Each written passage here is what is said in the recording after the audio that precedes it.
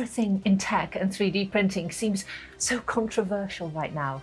From Prusa moving towards a more closed source approach with the Core 1, to Bambu Lab's authentication system drama, hinting at potential restrictions, and even DeepSeek pushing AI to be more open source, causing $1 trillion shake-up in the stock market.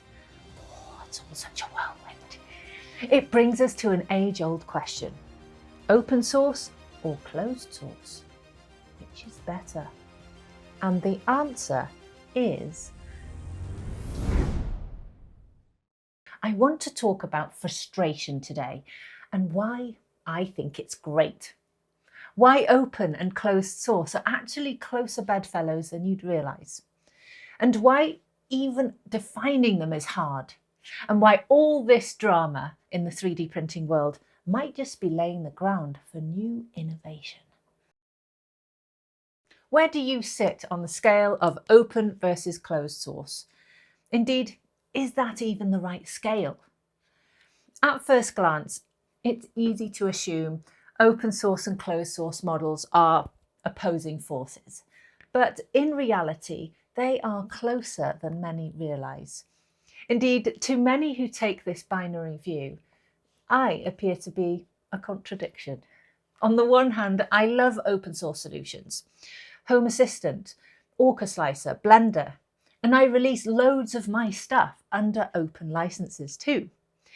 But on the other hand, I keep saying Bambu Lab are the best printers on the market. Xtool are the best laser cutters on the market. I'm not some acolyte of open source or indeed closed source. I don't prefer Mac OS, Windows or Linux. I think all three are the healthiest option for the industry. Besides, even if I wanted to be mindlessly devoted to one or the other, almost every trait of open or closed source can be refuted with examples that break the trend. Open source companies lean towards open standards, community focus, and free use, like what? WordPress? But then closed source companies like Bethesda have created almost eternal community ecosystems for their games. I mean, I suspect Skyrim has a larger community code base than its original code. When an industry leans too heavily on one model, it stagnates. For open source, clunky interfaces, chaotic complexity of options, fragmentation, and a reliance on technical tinkering that discourages casual users, and over time, innovation slows. Early web development is a good example of this, as is Linux and early open source 3D printing hardware. On the flip side, industries dominated by closed source fall into their own traps. Exorbitant pricing, constrained user options, and limited flexibility. And yes, innovation slows too. Good examples of this would be the Apple ecosystem, gaming consoles, and the dreaded inkjet printers. So neither open source nor closed source is a panacea. But when you put them together, you get magic. So rather than viewing open source as a counterpoint to closed source, it's better understood as a reaction to frustration. It emerges when individuals or groups believe that they can create something better outside centralised control. And this ethos goes way beyond software. The American colonists saw British rule as a closed system. Taxation without representation, control without input. Their response? Self-governance, drafting their own open source constitution. Martin Luther's rebellion against the Catholic Church in the 16th century was an open source movement in religion. The printing press enabled people to access and interpret the Bible themselves, much like how open source software gives people access to code. And Wikipedia challenged Britannica's closed editorial model, embracing a decentralised knowledge system. Yet frustration fueled both models. Bambu Lab was a product of the frustration that 3D printing remained so tinkery and slow to evolve. exactly as the RepRap open source movement was years before. The frustration that fueled the iPhone is visible in every word of Steve Jobs' launch speech. The same with Tesla, the car industry, and its lack of innovation, and so on. So I see these as two methods of tackling frustration. Both have their moments and both have their own strengths. But for me, they're actually on the same side of the argument. Neither perfect, but powerful when used correctly. So where Prusa once led 3D printing, they also created the fertile ground for closed source disruption. For years, Prusa remained at the top of recommendation lists, despite slow progress. The Mark II to Mark III to Mark III's were evolutions, not revolutions. They were slow to move away from limited boards, basic LCD screens, simple bed levelling and more. Then along came Bambu Lab, bringing a wave of closed source innovation. Their blazing speed, ease of use, and radical features have completely disrupted the industry, opening the hobby to millions more people who Prusa never reached. They fundamentally redefined expectations. So, on Bambu Lab's recent drama, as I was saying to my Discord gang, I'm firmly in the wait and see camp on all this, but one thing is clear: the passionate community response. Whether you think it's overcooked or undercooked, it proves how much people care about the future of 3D printing. And there's one emotion that you can't deny is running in high spirit. It's frustration. This ebb and flow of closed and open source innovation is essential to a healthy industry. And this is why I don't mind Prusa becoming more closed source. It may help mature them. If you get caught up in trying to classify firms as being one or the other, you just miss the bigger picture and get lost in the definition forever. You can see this tension on firms like Bambu Lab. They've already opened up their firmware, allowed LAN-only mode, and allowed third-party components. But for them and competitors like Prusa, their choice of closed or open style initiatives is more strongly guided by consumer demands. So frustration might be the most powerful tool that we have to drive the innovation we want. Regardless of where these firms actually end up, all this movement is creating space for new competitors, especially in the more open corner of the market. So I loved my Prusa until Bambu Lab came along, and I'm quite happy to jump to the next brand if something better comes along. In my view, Bambu Lab is still the best in the industry, but we shouldn't become overly religious about attaching to one brand. Indeed, it's this sort of attitude that allows abusive behaviours to develop.